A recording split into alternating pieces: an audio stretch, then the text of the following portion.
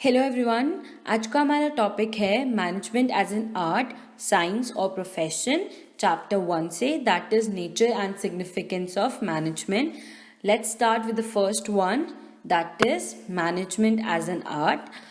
मुझे पता है आप में से बहुत लोग सोच रहे होंगे कि आर्ट का मतलब है पेंटिंग्स करना या ड्राइंग्स करना, तो मैनेजमेंट में हम पेंटिंग और ड्राइंग क्या करेंगे? तो ऐसा नहीं है। आर्ट का मतलब हुआ कोई भी talent, skill whose application requires existing knowledge to achieve our desired results.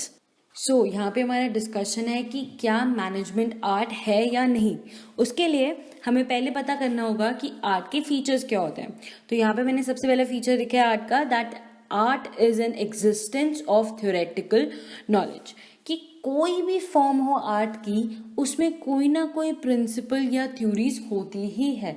For example literature on acting, फिर बीए होती है म्यूजिक में। So every form of art contains some theories, and these theories are formed by their fathers and followed by the students. Now management, अब अभी हम management ही पढ़ रहे हैं, तो ऑब्वियसली मैनेजमेंट में बहुत सारी थ्योरीज और प्रिंसिपल्स बने हुए हैं। इवन हमारा नेक्स्ट चैप्टर जो है वो है प्रिंसिपल्स ऑन मैनेजमेंट। और आई होप आपको पता हो कि फादर ऑफ मैनेजमेंट जो है वो कौन है, that is Peter Drucker.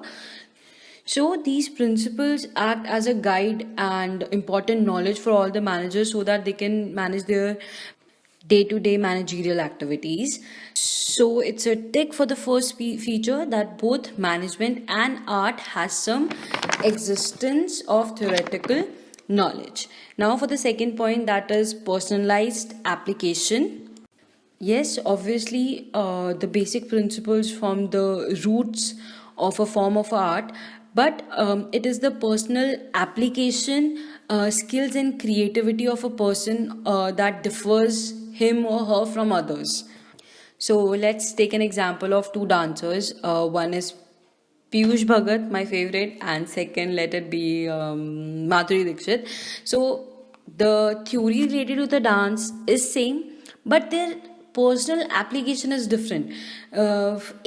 Madhuri Dixit follows so Bollywood classy dance, and Piyush Bhagat is all hip hop type. So the theories, the principles are same, but their personal application is different, and that is what makes both of them different from each other and from others, right? So in simple words we can say that art varies from individual to individual.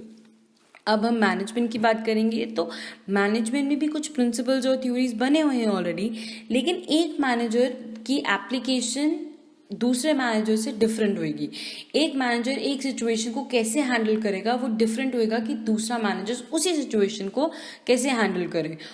So management और art में ये दोनों point same है, that is personalise application. Third point is based on practice and creativity. अब artist जो है वो एक दिन में तो बनते नहीं है, it requires a lot of practice and talent obviously. तो artists have to be very creative in order to stand out from the crowd, right? So it requires a lot of practice and creativity to be different from others. Now management, obviously management में भी जो managers हैं वो एक दिन में तो बनते नहीं है. It also requires practice and creativity. Every manager is different from the other one and each manager has his own style of management, though the basic knowledge remains more or less the same. The style of application of this is different. So the third point also matches, and we can say that management is an art. Let's move on to the next one, that is management as a science. So the meaning of science is that it is a systematic body of knowledge that explains certain general truths or the operation of general laws. Let's start with the features, that, and we have to find out that whether management is a science or not. So for the first feature of science is, that is science is systematized body of knowledge. So systematic body means that a branch which is dealing with truths or which are systematically arranged and showing the operations of general laws. तो हम यहाँ पे बात कर रहे हैं science की, कि साइंस में जितने भी उसके प्रिंसिपल्स हैं वो बेस्ड होते हैं कॉज एंड इफेक्ट रिलेशनशिप पे. कॉज एंड इफेक्ट रिलेशनशिप को हम एक एग्जांपल से समझते हैं कि जैसे अगर एक ट्री से एक एप्पल टूटता है तो वो नीचे ही गिरता है, ऊपर नहीं जाता है. व्हाई? Because of gravity. तो जब भी कोई चीज़ हम ऊपर से नीचे फेंकेंगे तो वो नीचे ही गिरेगी, ऊपर नहीं जाएगी. इसे हम बोलते हैं cause and effect relationship.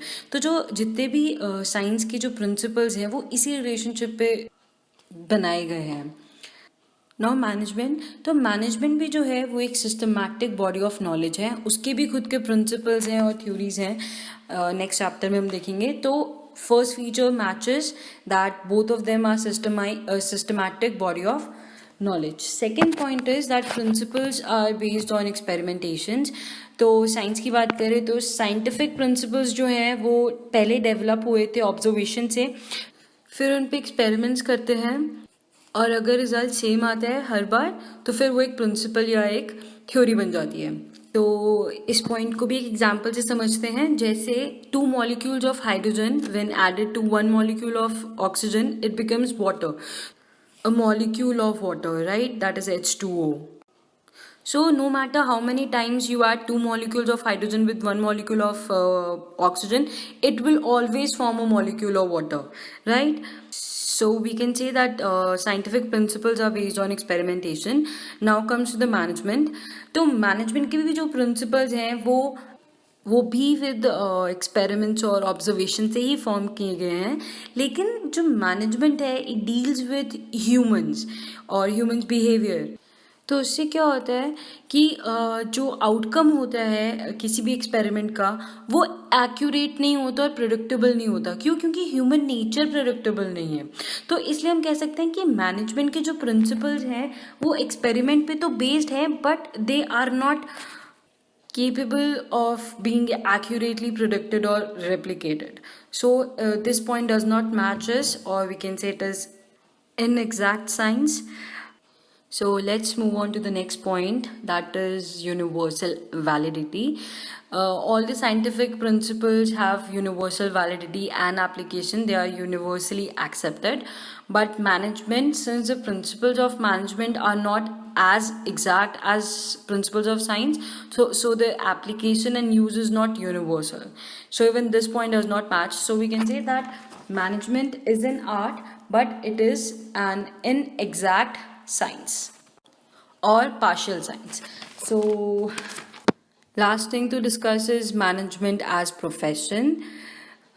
Starting with the definition of profession. So profession may be defined as an occupation that requires specialized knowledge and intensive academic preparations to which entry is regulated by a representative body. Now moving on to the features of profession, and we have to see that whether management is a profession or not. So the first feature of profession is that it is specialized knowledge.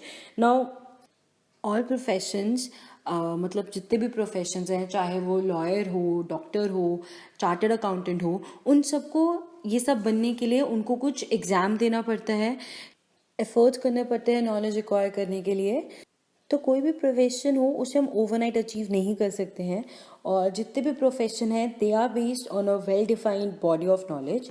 Same is the case with the management that we have discussed earlier with science, that management is also a systematic body of knowledge which comprises well defined principles based on variety of business situations.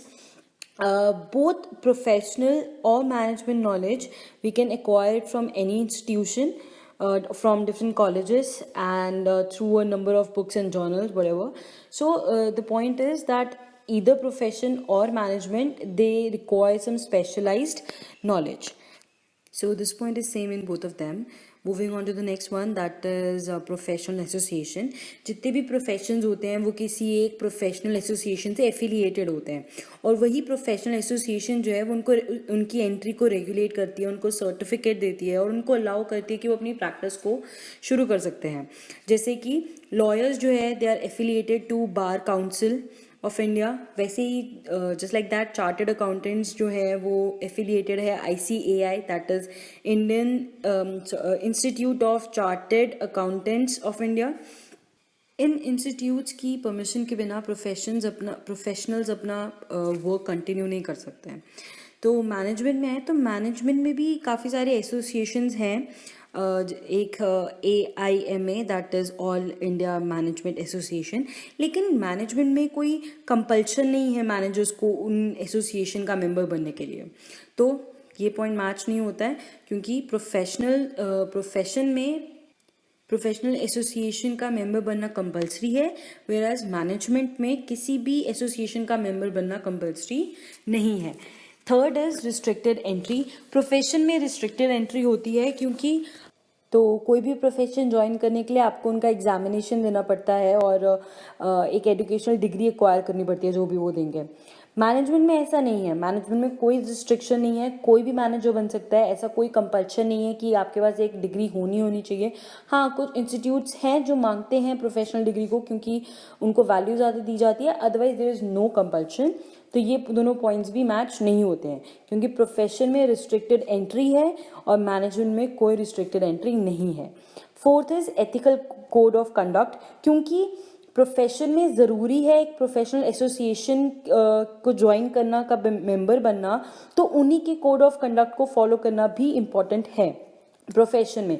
लेकिन manager में ज़रूरी नहीं है किसी association को का member बनना, तो उनके कोड ऑफ कंडक्ट्स को फॉलो करना भी मैनेजमेंट में इम्पॉर्टेंट नहीं है। तो ये वाला पॉइंट भी जो है वो मैच नहीं करता है। लास्ट पॉइंट है सर्विस मोटिव।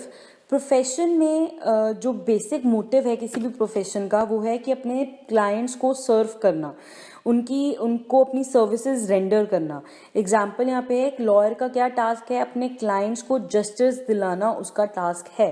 लेकिन मैनेजमेंट में basic purpose is to help the organisation achieve its goals. तो ये दोनों पॉइंट्स भी मैच नहीं करते हैं। तो हम कह सकते हैं कि मैनेजमेंट जो है वो पार्शियल प्रोफेशन है, क्योंकि सारे पॉइंट्स मैच नहीं कर रहे हैं, कुछ पॉइंट्स मैच कर रहे हैं और प्रॉपरली प्रोफेशन नहीं बोल सकते हैं। टू कंक्लूड यही है कि मैनेजमेंट जो है वो प्रॉपर आर्ट है, इन एग्जैक्ट साइंस है और पार्शियल प्रोफेशन है। So thank you, that's it for today. Please like, share and follow. Thank you so much.